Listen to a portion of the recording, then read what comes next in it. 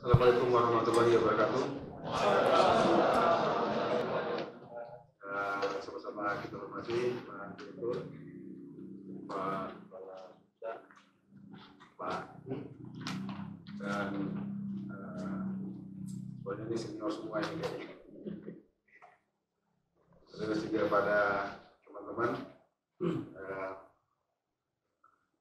belum alumnus ya, tapi mahasiswa Politeknik Negeri Padang. Mohon maaf sebelumnya, sesuai jadwal itu jam 1:30, 1:30. Cuma karena tadi pesawatnya delay dan ketemu Pak Direktur juga, terus makan dulu, ngobrol-ngobrol, akhirnya ya agak tertunda seperti itu. Sebenarnya ini yang kedua kali Direktur Teknik, mungkin nanti itu masa depan ya kan. Tapi yang paling penting sekarang itu, setelah kita tamat ini, apa aja sih yang bisa kita tempati untuk kita bekerja? Oke? Kira-kira kalau saya tampilkan slide ini, udah ada gambaran belum? Mau ngisi di mana?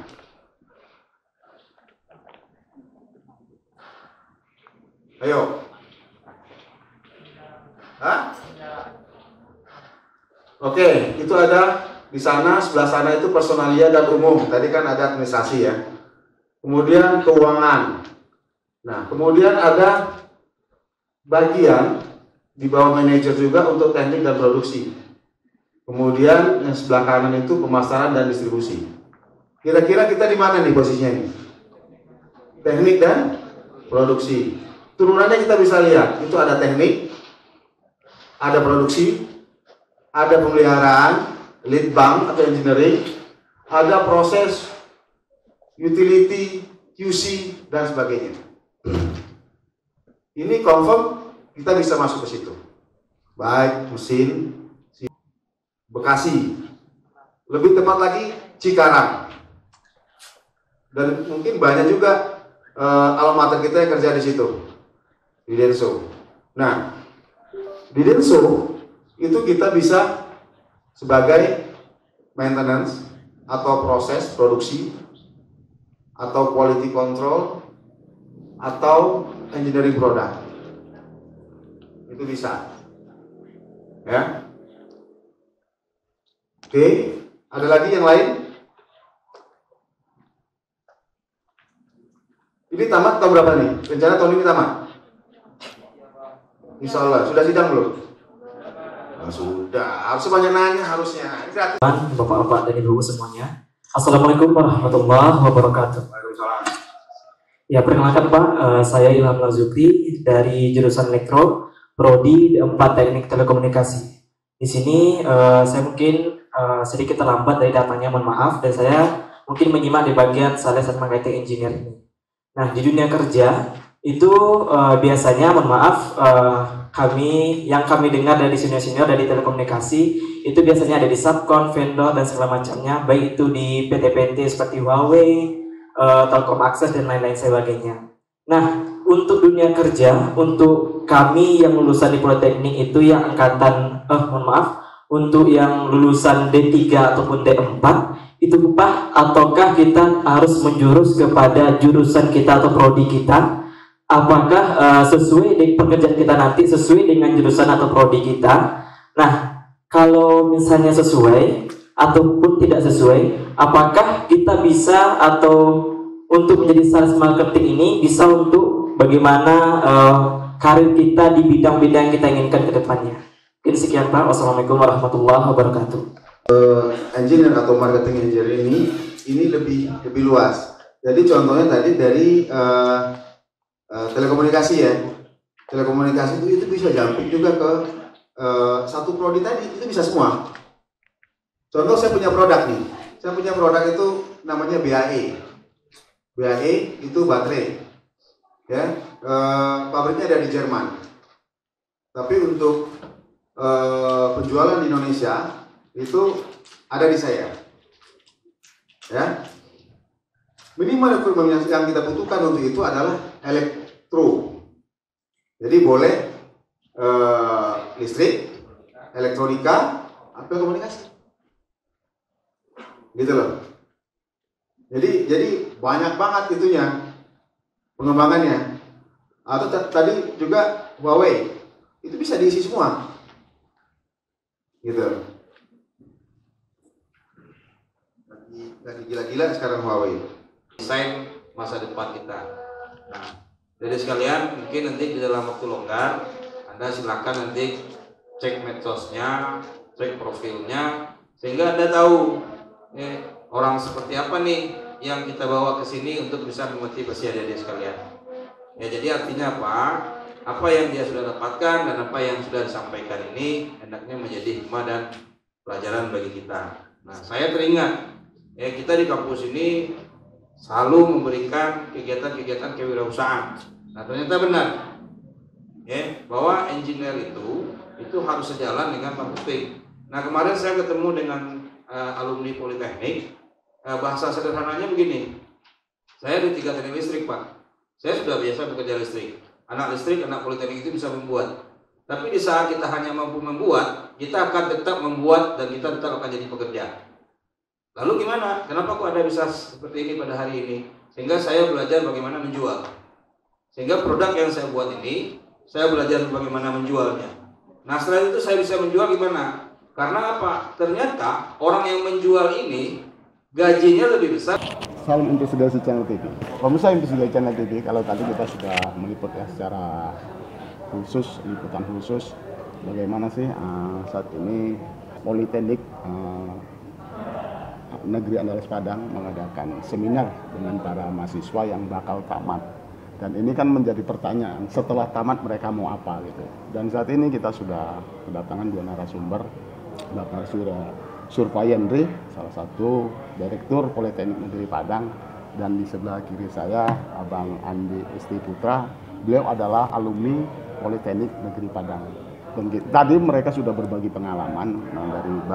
Dari Bang Andi menyampaikan bahwasannya tidak ada yang tidak bisa kalau kita ingin berbuat, dan itu salah satu bagaimana caranya kita ke depan berpikir peluang-peluang apa saja yang akan dikerjakan setelah mahasiswa tamat dari perguruan tinggi. Baik, tapi sebelum kami ngobrol dengan kedua narasumber ini, jangan lupa berikan komentar Anda di bawah kolom yang telah kami sediakan dan tekan tombol investigasi channel TV. Pak, selamat sore Pak. Sore. Pak Superwendi, terima kasih Pak telah hadir di investigasi channel untuk bincang-bincang kita pada kesempatan sore hari ini. Begitu juga Bang Andi, terima kasih Bang telah sediaan tempatnya, sudah meluangkan waktu untuk berbagi dengan adik-adik kita. Sekarang ke Pak Surapendri dulu. Pak, apa sih Pak maksud dan tujuan Politeknik Padang ini mengadakan seminar kepada para mahasiswa yang akan selesai pada perguruan tinggi pada tahun 2022 ini?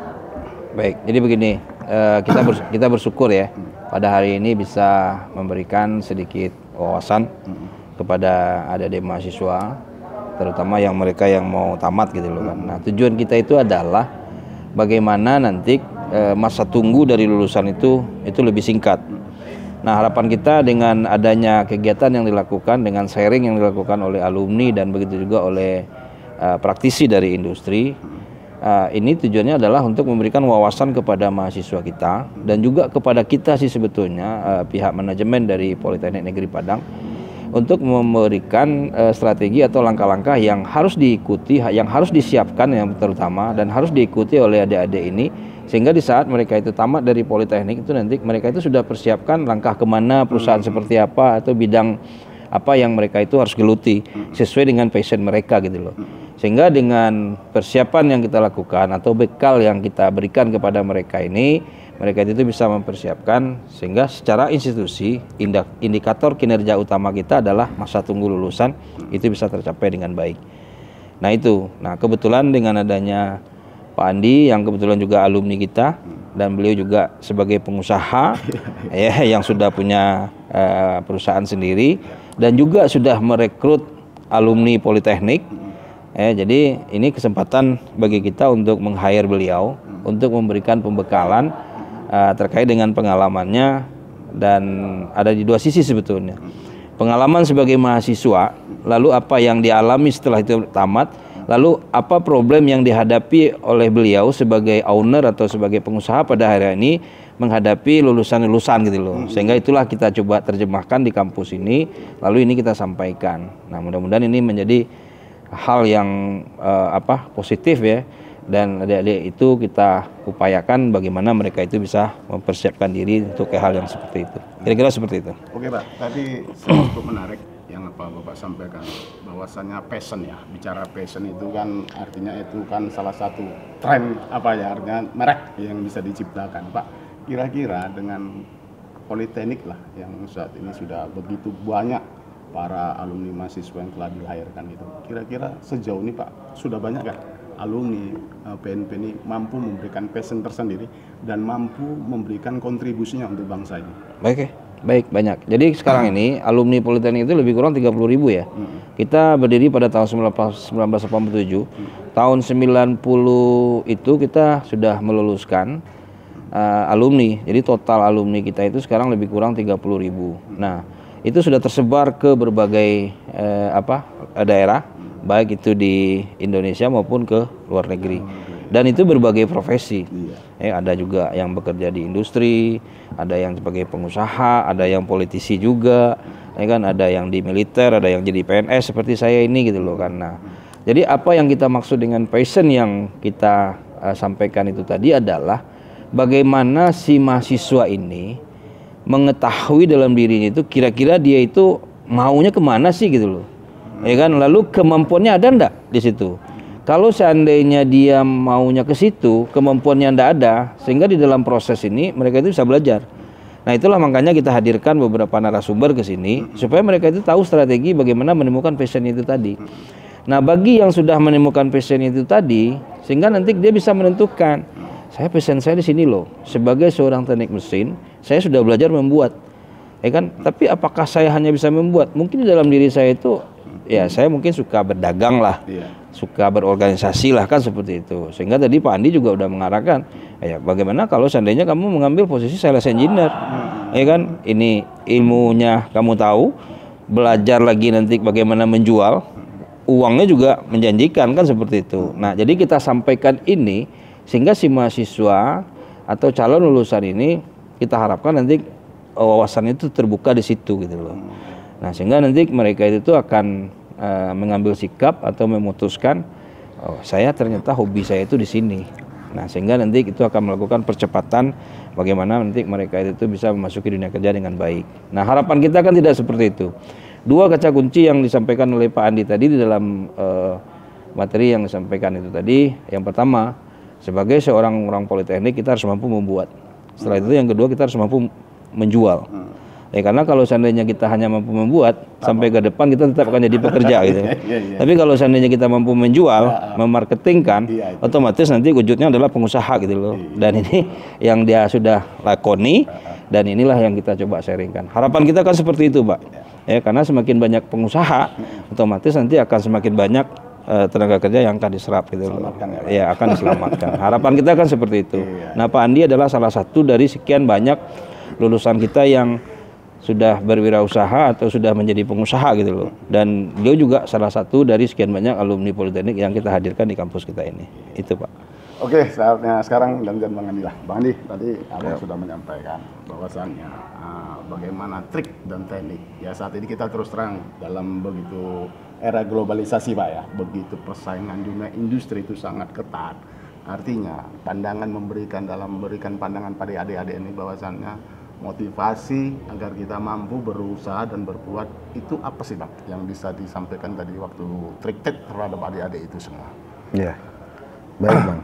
Jadi sebenarnya kita ini salah satu program yang bagus ya, yang dibuat oleh Direktur Politeknik Negeri Padang, Pak Sufayonri ya. Artinya itu menggait gimana nih para alumni Politeknik ini untuk sharing ke kampus ya, ke kampus. Dan programnya itu namanya Alumni Mengajar. Alumni Mengajar. Jadi ini sudah banyak sebenarnya. Sebelum saya itu juga ada banyak alumni yang comeback ke kampus ini ya. Artinya back to kampus. Kita kan jadinya di sini. Benar. Gitu loh. Kita harus lihat itu kan. Kalau nggak di sini ya kita bukan siapa-siapa kan begitu.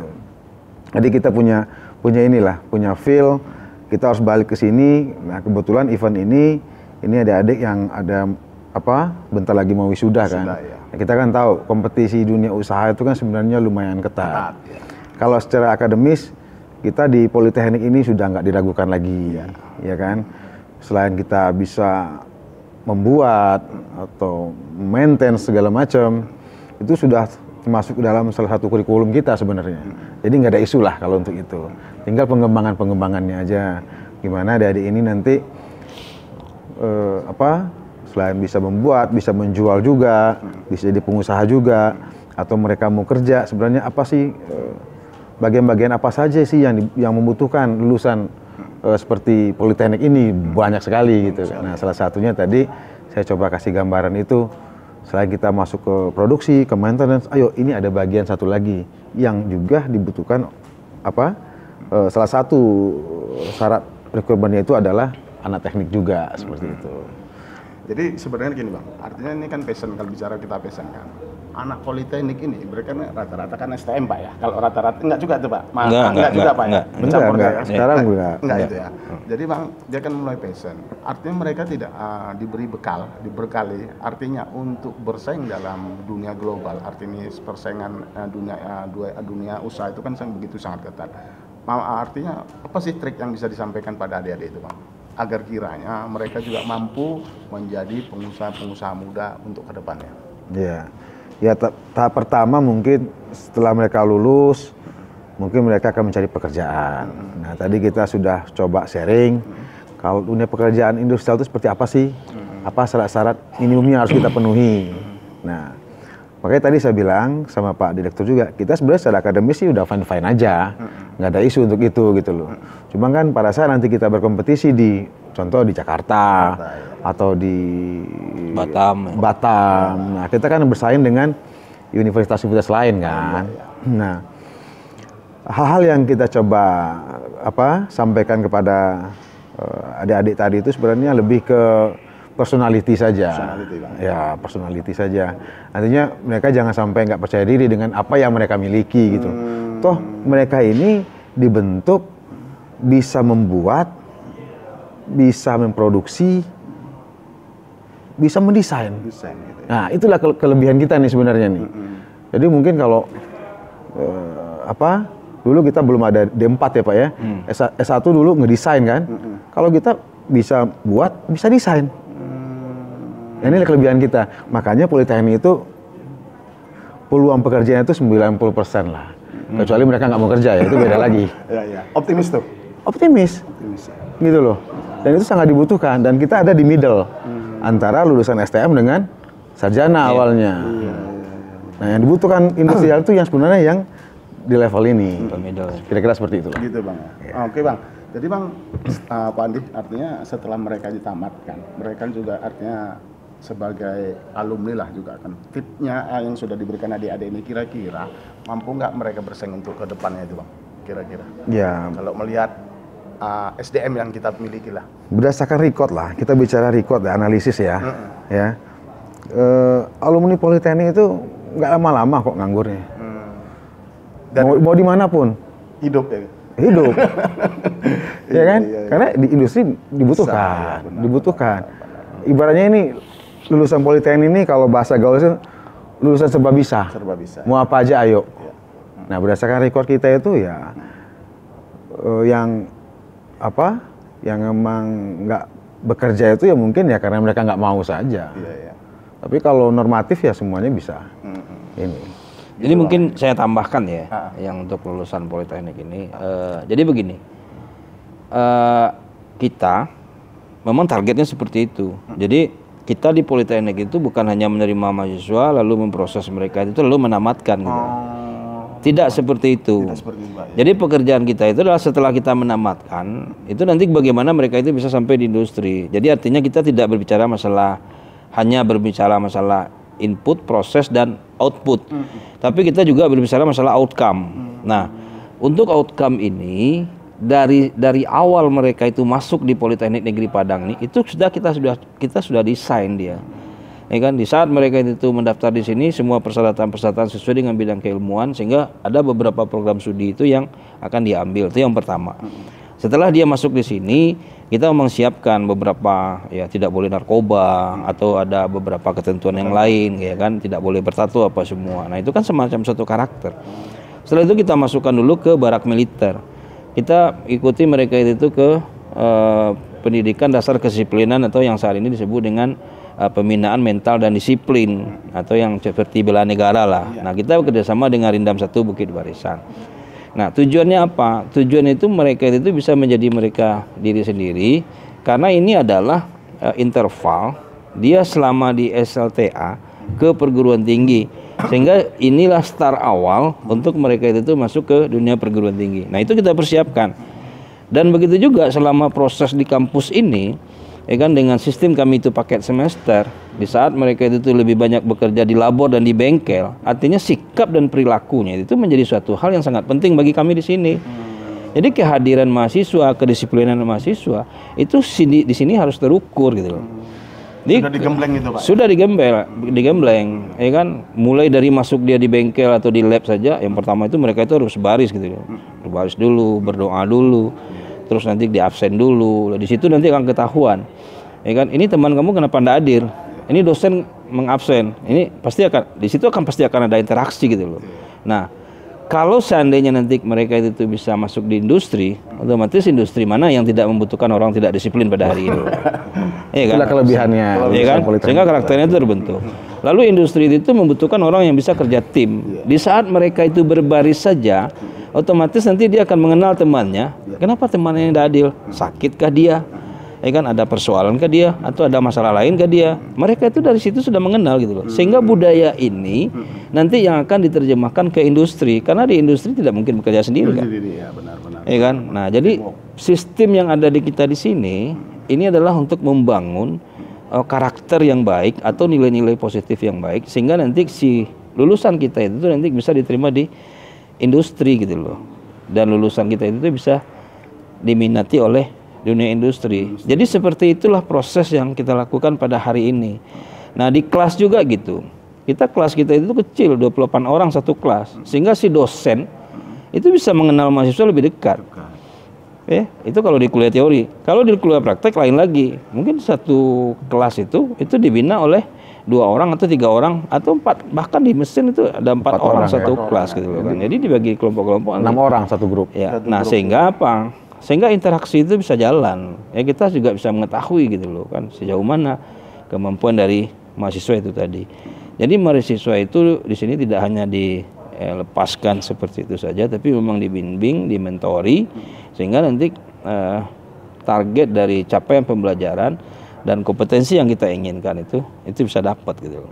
Nah sehingga apa? Lulusannya itu nanti kita harapkan daya serapnya itu tinggi gitu loh. Nah itu yang saya bilang tadi, bahwa input, proses, output, outcome-nya gimana. Kalau meluluskan sih seluruh perguruan tinggi pasti meluluskan, tapi menempatkan belum tentu juga gitu loh. Nah cara menempatkan itulah kita minta industri hadir di kampus, alumni yang sudah jadi pengusaha memberikan input ke kampus gitu loh kan. Nah kita juga mendesain anak-anak ini supaya mereka itu siap untuk masuk di situ. Itu salah satu. Artinya boleh dikatakan Politeknik ini mahasiswa petarung lah Pak ya. Nah kita harapkan seperti itu. Kalau kita selama ini, saya terutama kebetulan juga alumni Politeknik juga, kita itu bukan pejuang. Kalau pejuang kita di nasib ini sudah pejuang gitu loh. Tapi kita harus petarung di nasib kita gitu loh. Nah itu. Nah selama ini kita selalu memotivasi mahasiswa begini. Bukan hanya mereka itu yang tamat gitu loh ya kan. Tapi kita harapkan begini. Ada 3 hal yang selalu yang saya sampaikan kepada mahasiswa. Seperti yang dimulai oleh Pak Andi tadi, kita sebagai orang Minang, orang Sumatera Barat yang sudah dilahirkan jiwa perantau ya. Perantau itu kan petarung sebetulnya. Bukan hanya berjuang dia, tapi petarung gitu kan. Yang pertama mahasiswa itu adalah kalau mereka itu tamat, tinggalkan kampus, tinggalkan kampung. Jadi bagi mereka yang sudah tamat itu kan biasanya kan pengurus organisasi itu kan suka di kampus juga. Kita tidak mau. Mereka itu harus keluar dari kampus. Dan jangan pulang kampung juga. Karena Sumatera Barat, industri di sini tidak banyak. Peluang kerja tidak terlalu banyak gitu loh. Sehingga apa? Kita harapkan mereka itu keluar dari Sumatera Barat. Nah, jadi proses yang tadi itu kita harapkan nanti mendorong mereka itu untuk tinggal main-main juga di kampus dan tidak pulang kampung gitu loh. Jadi pergi merantau. ya kan? Nah ini bahasa saya gitu loh. Terus yang kedua, cari rantau itu di mana sanak saudara Anda itu tidak ada. Ya kan? Ya, jangan diandalkan siapa-siapa gitu loh kan. Anda kan sudah belajar di sini bagaimana berorganisasi, bagaimana praktek kerja tim, bagaimana nanti di kampus ini sudah berinteraksi dengan beberapa banyak orang, alumni yang sering datang ke kampus kita hadirkan. Jadilah komunikasi di situ gitu loh. Nah, sehingga apa? Sehingga di beberapa kota di Indonesia ini itu ada ikatan alumni kita yang selalu memberikan informasi ke kita, lowongan pekerjaan, magang industri, ya kan, atau informasi-informasi ilmu-ilmu yang lain gitu loh kan. Bantuan juga bantuan-bantuan peralatan yang diberikan oleh alumni ke kampus itu tadi. Nah, jadi itu. Jadi ya harapan kita itu adalah bagaimana mereka itu bisa teamwork itu tadi sesama alumni itu tadi, karena informasi pekerjaan itu kan lebih cepat dapat di situ gitu loh. Bukan berarti nggak boleh juga ya ke tempat saudara, nggak seperti itu gitu loh. Karena yang petarung itu tadi. Nah, yang ketiga, kenali passionnya itu tadi, bahwa pekerjaan pertama itu adalah menentukan pekerjaan apa yang akan kita lanjutkan ke depan. Nah, sehingga passion yang sudah kita ada di dalam diri kita ini, itulah nanti yang akan menjadi modal bagi kita di saat kita masuk ke dunia kerja itu tadi gitu loh. Nah, itu yang saya bilang oleh Pak Andi tadi, trik-trik yang dia sampaikan tadi itu. Jangan asal dapat kerja saja, ditanya orang gaji, ya saya terserah aja lah, yang penting saya kerja. Nah, bukan seperti itu gitu loh. Jadi ada nilai-nilai yang ya, ada nilai-nilai jual, ada nilai-nilai diri yang mesti harus kita tampilkan. Nah, itu kan kita harus bisa membranding diri kan. Nah, inilah proses yang kita lakukan pada hari ini. Jadi dengan kegiatan alumni PNP mengajar ini, tujuan kita adalah untuk mendekatkan dari lulusan ini ke dunia industri. Nah, biasanya di waktu wisuda itu beberapa orang alumni itu kadang-kadang tidak bisa hadir wisuda karena sudah diterima bekerja. Dan kadang-kadang kita sampaikan juga si A, si B, si C, si D itu sudah diterima bekerja di perusahaan di saat mereka itu sudah di saat mereka itu wisuda, atau artinya mereka itu sudah bekerja sebelum mereka itu tamat gitu. Nah, jadi di sini sudah terbiasa. Sudah biasa, iya, biasa. Itu kira-kira. Oke, Bang Andi. Nah, inilah terakhir. Artinya sebagai alumni PNP, ini kan salah satu tanggung jawab moral ya terhadap PNP ini, bagaimana memberikan berbagi ilmu lah. Agar kiranya adik-adik ini pun sukses untuk kedepannya. Artinya apa yang bisa disampaikan kepada para adik-adik? Silakan, Bang Andi. Closing statement-nya. Iya. Ya, tadi kita bicarakan kalau untuk keinginan kita berbagi ilmu ke kampus ini, ya kita startnya dari sini dulu. Jadi sampai kapanpun ya kita nggak bisa hilangkan. Terus ya overall sih sebenarnya tidak ada masalah baik dari sisi output ya yang dibicarakan sama Pak Direktur tadi. Nah, kita ini karena duluan saja nih sebenarnya makan garamnya lah ibaratnya, ya kan? Senior. Ya, mungkin dari senior-senior lain yang udah pernah ke sini juga hanya ya memberikan sedikit pembekalan lah. Ya mungkin itu bisa bermanfaat mungkin buat adik-adik nanti pada saat melamar pekerjaan atau interview atau apa, karena kan kita pelakunya. Jadi kita kasih keywordnya dulu lah, kayak kira-kira seperti itu. Tadi saya sampaikan juga tadi, lulusan politeknik itu pasti dapat kerjaan. Kalau nggak kerja, berarti yang problem adalah personalitinya, bukan politekniknya. Kira-kira seperti itulah. Oke Pak, statement Pak, apa yang bisa disampaikan kepada pemirsa investigasi untuk adik-adik semua para mahasiswa politeknik yang berada di mana pun. Baik, terima kasih banyak. Jadi tentu kita minta terima kasih ya kepada alumni, kepada adik mahasiswa, dan kepada pimpinan dan keluarga besar Politeknik Negeri Padang. Nah, kepada adik mahasiswa, yang paling penting adalah tentukan passionnya. Ya, kita setelah ini mau kemana gitu loh. Karena kalau seandainya kita tidak tahu kita mau kemana, sehingga kita akan kesulitan nanti untuk menentukan arah dan persiapan yang akan mesti kita lakukan. Itu yang pertama. Nah, terus yang kedua, ya kenali diri, ya kenali diri itu adalah passionnya gitu loh. Nah, yang ketiga, kita harus berjejaring karena tidak bisa sukses itu sendiri. Jadi kita harus bersilaturahmi, baik itu dengan teman satu angkatan kita dan juga dengan alumni gitu loh. Nah, harapan kita seperti itu. Nah, kalau seandainya kita sudah siapkan seperti itu, ya kita tinggal maintain ya, maintain diri kita, ya kan, maintain silaturahmi kita, Nah, sehingga disitulah nanti kita akan menemukan siapa diri kita. Jadi tidak terlalu sulit sih, yang penting kita biasakan diri kita seperti itu. Itu saja mungkin dari saya. Terima kasih banyak. Oke Pak Supra dan Brief, terima kasih atas bincang-bincangnya sore ini. Abang Da, Andi. Terima kasih. Terima kasih pemirsa Investigasi Channel. Demikian obrolan kami dengan dua narasumber, bahwasanya mereka menegaskan bahwasanya tidak ada mantan alumni politeknik yang jadi pengangguran. Artinya di sini mereka juga dibekali ilmu, berbagai ilmu agar kiranya mereka bisa bersaing di dunia industri yang begitu sangat ketat saat ini.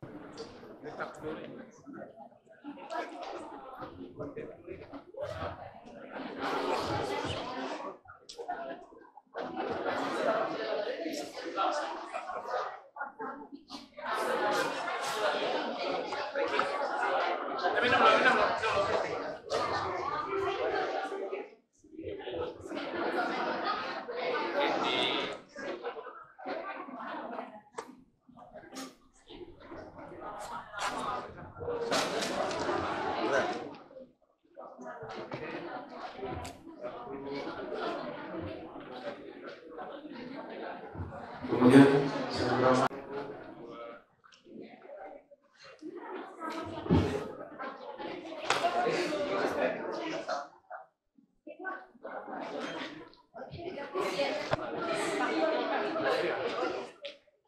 baik.